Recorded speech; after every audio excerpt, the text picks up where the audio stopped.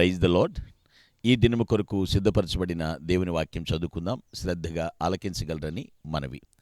మత్తయి సువార్త 16వ అధ్యాయము 16వ వచనం చదువుకుందాం. అందుకు సీమోను పేతురు, నీవు సజీవుడవగు దేవుని కుమారుడు అయిన క్రీస్తు అని చెప్పెను. ప్రభునందు పిల్లరా, ముందుగా మీకు హృదయపూర్వక వందనములు తెలియచేస్తూ ఉన్నాను. ఇక్కడ ప్రభు వచ్చిన ప్రాంతం ఎక్కడికి వచ్చారంటే ఫిలిప్పుదైనటువంటి కైసరయ ప్రాంతానికి వచ్చారు. ఆ ప్రాంతం గురించి ఎందుకు చెప్తున్నానో మీకు ముందు నేను వివరిస్తాను. అక్కడికి వచ్చి ఒక ప్రశ్న అడుగుతున్నాడు. మనుష్య కుమారుడు ఎవరు అని జనులు చెప్పుకుంటున్నారు అని శిష్యులు అడిగితే వాళ్ళు కొందరు చెప్తారు. కొందరు బాప్తిస్మిచ్చి యోహానని చెప్పుకుంటున్నారయ్యా, కొందరు మిమ్మల్ని ఏలియా అని చెప్తున్నారయ్యా, కొందరు ఇర్మియా అంటున్నారయ్యా, లేదా ప్రవక్తల్లో ఒకరంటున్నారయ్యా అని అలా రకాలు చెప్తారు. అయితే వెంటనే పేతురుతో అంటాడు, మీరు నన్ను ఎవరని అనుకుంటున్నారు, మీరైతే నన్ను ఎవరని చెప్పుకుంటున్నారని అడుగుతాడు. అంటే శిష్యులందరినీ అడుగుతాడు. అప్పుడు సీమోను పేతురు రెస్పాండ్ అవుతాడు, నీవు ప్రభువా, నీవు సజీవుడవు దేవుని కుమారుడవు అనేటువంటి మాట. వెంటనే ప్రభు ఇచ్చిన ఆన్సర్, నీవు ధన్యుడవు, పరలోకమందు నా తండ్రిని ఈ సంగతి నీకు బయలుపరిస్తేనే కానీ నువ్వు చెప్పలేవు, నరులు ఎవరు కూడా నీకు బయలుపరచలేరు అంటున్నాడు. అసలు ఆ ప్రశ్న అక్కడ ఎందుకు అడగాలి ప్రభు? ఆ పేతురు అలా ఎందుకు రెస్పాండ్ అవ్వాలి? ఆలోచించండి. ఆ ప్లేస్కున్నటువంటి ప్రిఫరెన్స్ ఏంటంటే, ఆ ఇంపార్టెన్స్ ఏంటంటే, అది రోమా సామ్రాజ్యపు సైనిక స్థావరాల్లో కైసరయ ఒకటి. అంటే రోమా సైనికుల యొక్క బలం అక్కడ బాగా గట్టిగా ఉంటుందండి. రోమా సైన్యపు శక్తి నెలకొని ఉన్నటువంటి ప్రాంతం అది. ఆ ప్లేసులో పేతురుని అడుగుతున్నాడు, నా గురించి నువ్వేమనుకుంటున్నావు అని. యేసు ప్రభువు ప్రశ్నించట్లోని అంతరార్థం అదే. ఏంటంటే తెలుసా అండి, రోమా సైన్యపు బలము కంటే పేతురులోని విశ్వాసపు బలము అధికము. అలా ఉండాలని ప్రభు కోరుకుంటున్నాడు. అదే చెప్పాడు పేతురు. సైన్యపు బలం ఏముందండి, విశ్వాస బలం అధికంగా ఉండాలి కదా.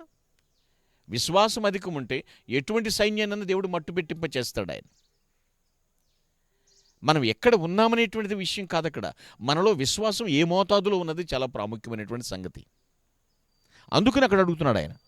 సో దానికి తగ్గట్టుగానే పేతురు ఆన్సర్ ఇచ్చాడు, ప్రభువా, నీవు సజీవుడు ఒక దేవుని కుమారుడవు. ఆ ఫెయిత్ ఎంత గొప్ప విషయం చూడండి. ప్రభు చెప్తాడు కదా, ఈ బండ మీద నా సంఘమును కట్టుదును, పరలోకపు తాళపు చెవులు నీకు ఇస్తున్నాను. ఆ ప్రభు ప్రస్తావన చూడండి. ఈ బండ అనగా యేసే, ఆ పునాది క్రీస్తే, క్రైస్తవ సంఘమునకు పునాది. ఎంతమందిలో ఉన్నా నువ్వు ఎక్కడున్నప్పటికీ కూడా నీ విశ్వాస బలం అధికంగా ఉండాలి. అదే దేవుని కోరికలను ఆలోచించండి.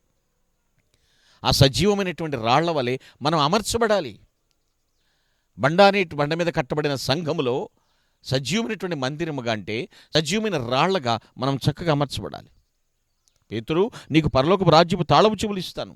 నువ్వు ఈ భూలోకంలో దేని బంధించుదువో నేను పరలోకంలో బంధిస్తాను, నువ్వు దేని విప్పుదో నేను పరలోకంలో విప్పుతాను. ఆయన చెప్పినటువంటి మాటల్లో ఆ క్రైస్తవ సంఘము యొక్క నాయకత్వపు బాధ్యతలు యేసుక్రీస్తు పేతురుకు అప్పగించబోతున్నాడని మనం తెలుసుకోవచ్చు. గ్రహించాలి, గుర్తుపెట్టుకోండి. యేసుక్రీస్తుని గురించిన సంపూర్ణ అవగాహన మనకుందా? ఆయన పట్ల సంపూర్ణ విశ్వాసం మనకుందా? ప్రశ్నించుకుందాం. ఆలోచించండి. యేసుక్రీస్తులో అమర్చబడేటువంటి ఆ రాళ్లల్లో అమర్చబడేటప్పుడు ఒక్కొక్క రాయి సెట్ చేసేటప్పుడు చూడండి, రాయి ఏమవుతుంది?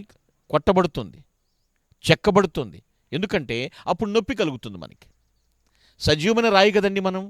సజీవమైన రాయిని కొడుతున్నప్పుడు నొప్పి కలిగినా సరే వ్యర్థమైనది రాలిపోతుంది, వేస్ట్ అనేది పోతుంది. కరెక్ట్గా ఒక రాయిలాగా అక్కడ సెట్ అయ్యేటట్లుగా అలా మనం సజీవమైన మందిరంగా కట్టబడుతూ ఉంటాం. స్థానబలం గొప్పది అనుకోమాక, విశ్వాస బలం గొప్పది.